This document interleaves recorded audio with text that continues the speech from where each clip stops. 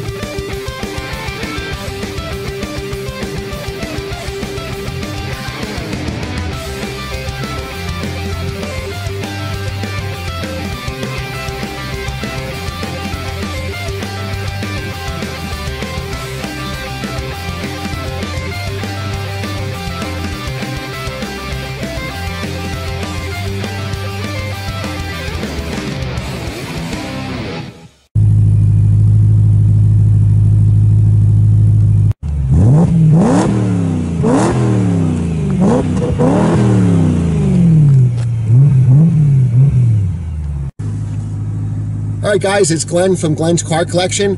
We're in one of my favorite cars, a V8 M3 sedan, the E90 series. The E90s are the sedans, the 4 doors, the E92s are the 2 doors, and the hardtop convertibles were called the E93s. So as you already know, if you're watching this video, this car has that great 4-liter high-revving V8 that has 414 horsepower, 295 foot-pounds of torque. Unfortunately, we're filming this on a January day when it's 19 degrees and it's snowing. What's special about this car, wow, it's coming right back to me. What's really special about this car is I'm the original owner for this car. So I sold this car about 3 years ago to another BMW enthusiast, and I was, I guess, perusing through Facebook a couple weeks ago, and I saw his name, and I saw that the car was for sale. And I said, wow, that's my old car. And I said, whoops, I forgot how to shift it. This is my, I was the original owner from this car back in 2008. This was one of the first sedans, at least at my dealership, the first sedan delivered. As you recall from my video, How to Get First on the List, I had gone around to a couple BMW dealers when this car was about to launch. And what came out, the first allocations were actually launch editions, which were essentially coupes or sedans. They came with every single option. This car is a 6-speed manual, and when these cars first came out in 08, that was the only option available. DCT actually came a couple months later. So they had launch editions. I went to a couple dealers told me a year wait, $10,000 over sticker, or a $10,000 deposit, which was crazy. I think the 4th dealer I went to, they said they had a couple launch editions. I believe 1 coupe and 1 sedan that weren't spoken for. So what I did was I put the money down on the sedan, and I think at that time they were like silver and black, and the black was Jerez black, which was similar to a carbon black, which had like a bluish color black. And those were fully loaded, so it had extended leather, sunroof, every single option available at the time. And the sticker with sales tax was like $87,000. I said, what? I said, I can't spend $87,000, nor did I have that. So what I did is I said, you know what, I'm just going to order a car so I could pick the exact options I wanted. And this was the car that I ordered. It's Interlagos blue with the bamboo tan interior. What I did pay extra for was the nice Napa leather, which I think is an important option. I didn't get the navigation. BMW wasn't great with navigation, and it's even better now. The E90s and E92s that you want to buy now don't have navigation like this one. The navigation, you know, sucked back then, and It'd be even worse now to drive a 2008 navigation. So if you're looking for a used E90 series BMW, you certainly want to get one without the navigation.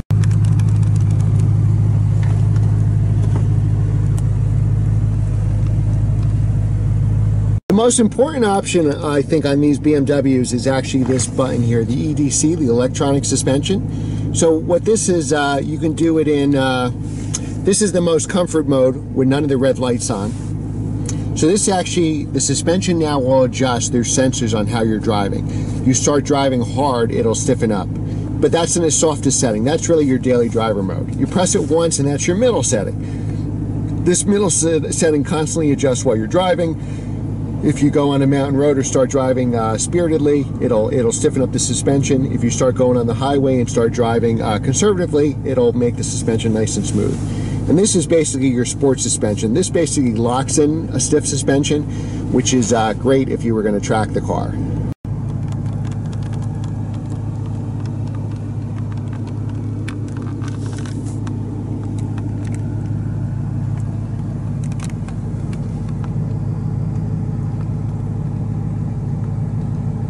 This DSC, that's just shutting off your stability control. Why would you do that, especially on a day like today? So we're not going to do that.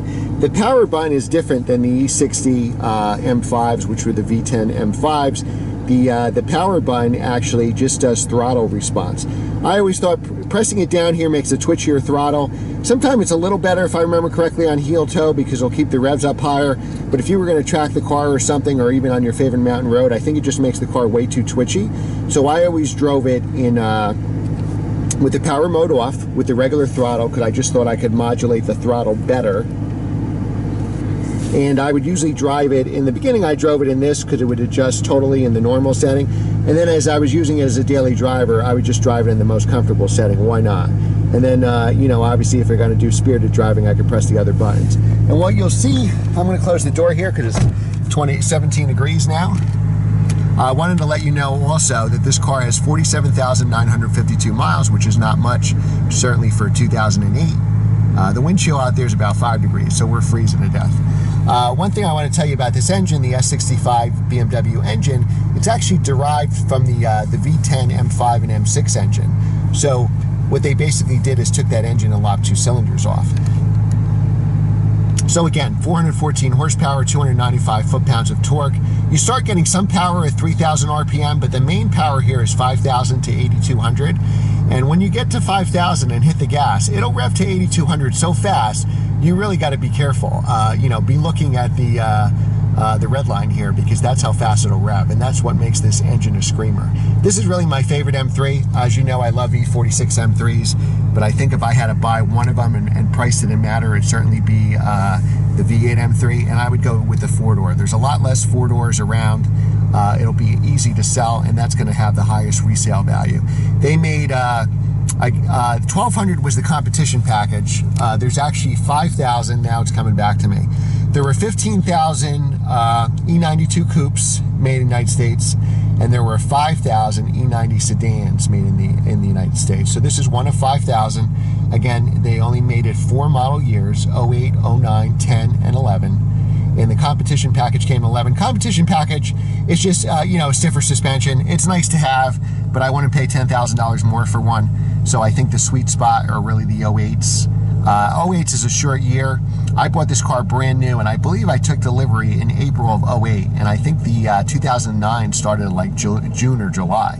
So literally the season for 08s is actually short. They did a life cycle update in 09, and the only difference with the 09 is they changed the tail light. So you can tell in 08 because the top of the tail lights are white instead of red, where the 09s and up, the entire tail light was red.